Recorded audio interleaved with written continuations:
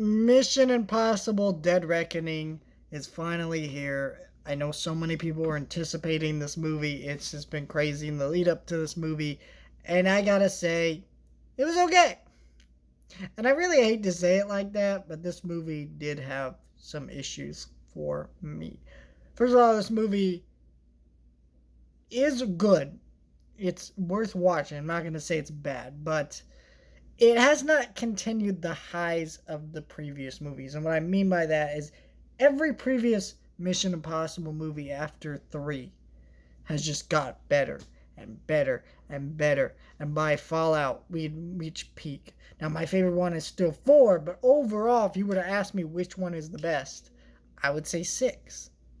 And that's pretty remarkable in the franchise. This movie does not continue that trajectory, unfortunately, which does not mean it's bad. It just means that this movie, unfortunately, has some issues that let me down. First of all, the pacing in this movie, it's too long. I'm sorry, it just is. The action scenes are really good, and, but a lot of just the talking and dialogue scenes were really just stretched out a little bit too long, and that was unfortunate. Also, there were just characters I felt like that didn't need to be in the movie as much as they were, and I felt like there were other characters who could have been in the movie longer, like some of the female characters.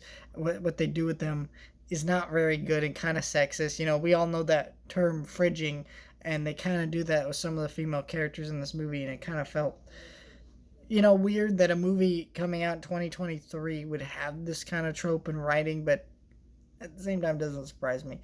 And then the other thing that bothered me about this movie, before I start talking highly of the movie again, is its villain, and the talk of like AI and all this stuff, artificial intelligence, feels kind of 1990s, like dated feel to like what we thought this kind of stuff would be. It doesn't really feel natural in terms of the movie, and that was unfortunate.